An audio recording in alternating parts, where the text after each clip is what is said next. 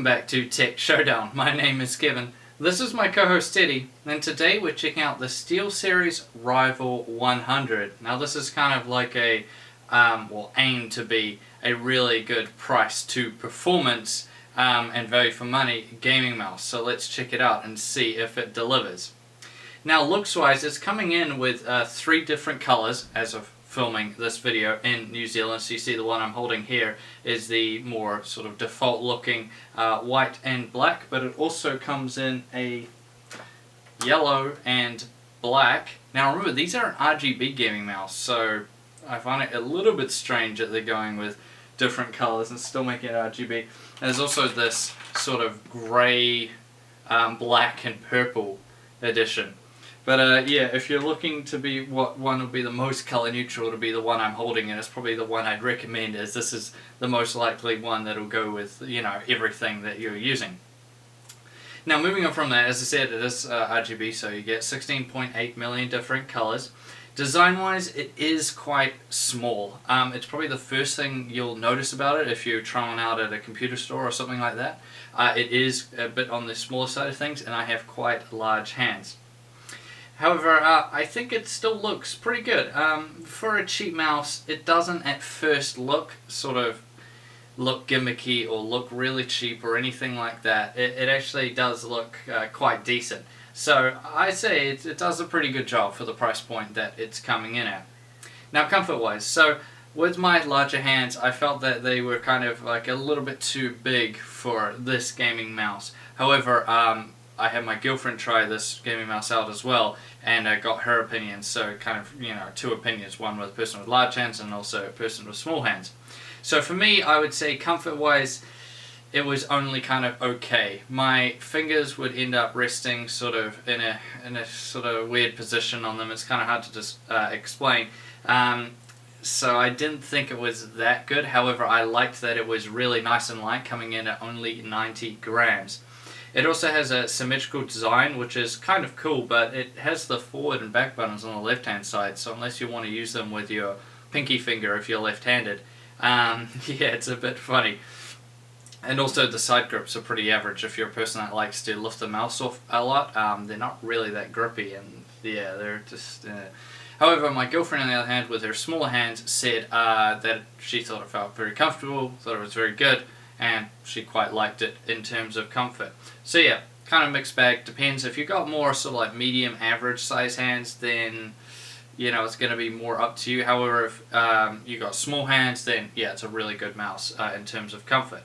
Now accuracy and sensitivity. Let's talk about the sensor. So the sensor in it is the S3059-SS optical sensor, and it goes up to 2000 dpi or CPI, whichever one you like to use. Now on their website and stuff, they say it goes up to 4,000.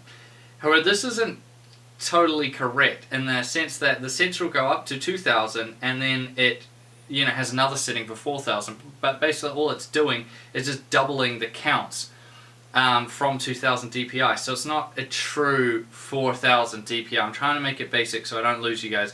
But yeah, at 4,000 dpi it was terrible. So just pretend it only goes up to 2,000. For all intents and purposes, it only goes up to 2,000. And there's no sort of you can't go 2,500 or anything like that. It's either 2,000 or 4,000 as far as the maximums go. So yeah, 4,000 it was rubbish. However, on 2,000 it was only okay. That's still not going to be enough for some people like me. I usually like 2,500. However, I can use 2,000. But yeah, it wasn't that good. Sometimes I was missing things. I noticed it more when I was playing first-person shooters, that it just felt a little bit off. Not as good as I was expecting. However, at the price point it's coming in at, I can't really complain too much about it, because it is quite a cheap mouse and it does do okay for the price. So sensor-wise, I would probably say okay. If you're a very low DPI user, like my girlfriend is, then you'll probably fare a bit better, because it tends to be just a little bit nicer at sort of the 1,000 mark. You know, maybe the 500 mark as well. It seems to be quite a bit nicer in that area. Now buttons and the scroll wheel. So this was a bit of a mixed bag. So the right and left buttons are okay. I did misclick quite a few times while using this mouse, and it's they're really light, so I'll give it that much, but they feel very, very spongy. You don't get that really nice tactile feel, at least I didn't think so. So yeah, I was a little bit disappointed there. However, it makes up for it by having a really nice scroll wheel. I really like the scroll wheel and it felt really good.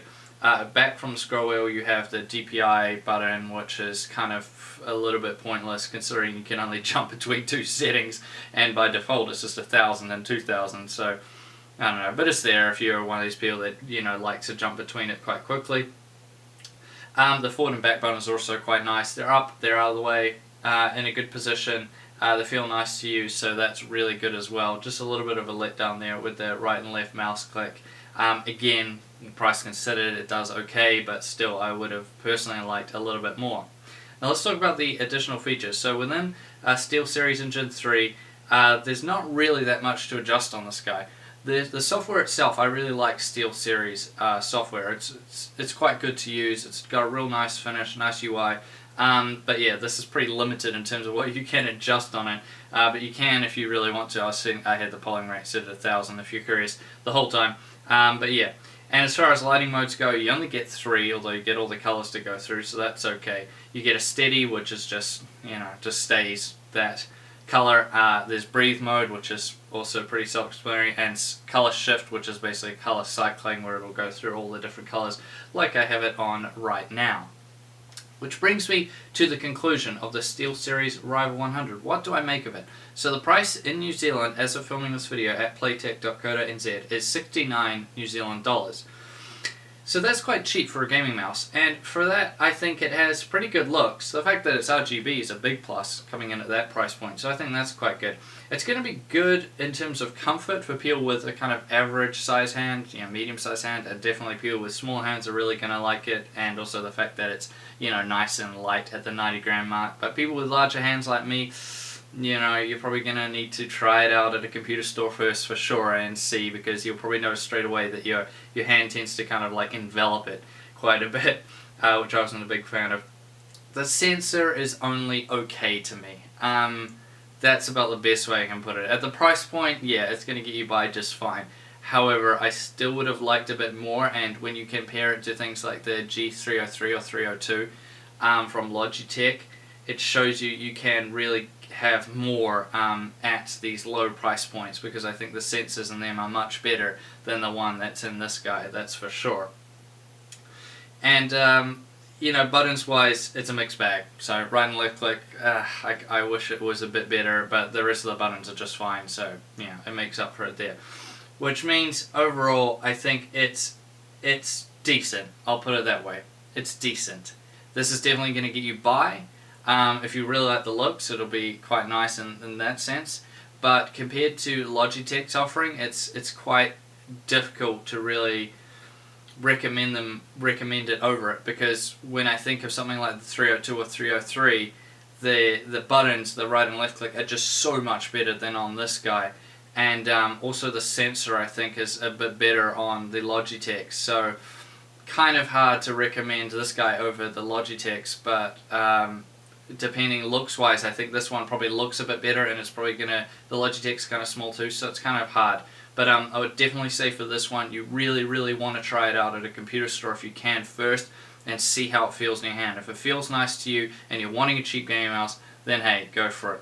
However, yeah, just be aware. So it's coming with a disclaimer, so be aware, because size-wise it is quite on the small side, and you might, if you have large hands, and you might buy it and think, oh, I've made a big mistake.